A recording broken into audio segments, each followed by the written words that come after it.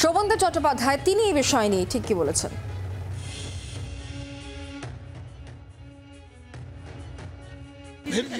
Physical verification, আমাদের লোক যাবে, তার ভেরিফিকেশন করবে সত্যিকার তারা আছে কিনা।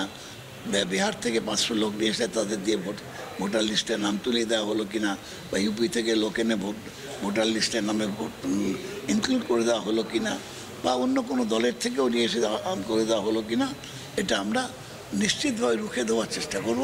সিএম আমাদের মুখ্যমন্ত্রী, আমাদের নেত্রী আমাদের নির্দেশ দিয়েছেন।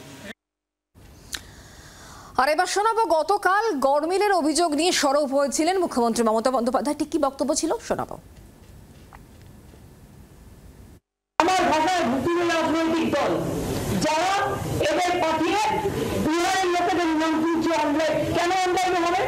আপনাকে ভোটার কার্ডে নাম তুলতে গেলে, আধার কার্ডে নাম তুলতে গেলে আপনাকে ফিজিক্যালি যেতে হয়। তাহলে বিজেপি 40 লাখ ভোট বাড়লো কি করে মহারাষ্ট্রে? আর দিল্লিতেই বা আপনারা কি করেছিলেন? একদিন না একদিন তো বেরোবে। শুনুন, অঙ্কটাকেও দেরিতে কষে, অঙ্কটাকেও আগে কষে, অঙ্কটা কষতে জানতে হয়। আমরা অঙ্ক কষে দেখে নিয়েছি। এখানেও বাবুরা এসে বসে আছেন, প্রত্যেক অ্যাসেম্বলিতে 20,000 থেকে 30,000 বাইরের লোকের নাম ঢোকাবে, আর ইলেকশন কমিশন ইলেকশন করবে সেন্ট্রাল ফোর্স দিয়ে, তারা গার্ড দেবে। আর বাইরের লোকেরা এসে, যারা বাংলার লোক নয়, বাংলার ভোটার নয়, তারা এসে ভোট দেবে। এই পরিকল্পনা কিন্তু আপনাদের আমরা ভেস্তে দেবো। অন্য রাজ্যটা পারে না, বাংলা পারে। রাজ্যের বিরোধী দলনেতা শুভেন্দু অধিকারী তার এই বিষয়ে কি বক্তব্য শুনুন। ওনার কোনো কাণ্ড জ্ঞান আছে? 14 বছর ধরে মুখ্যমন্ত্রী আছেন। ইলেকটোরাল রোলের রেজিস্ট্রেশন অফিসার কে? District magistrate.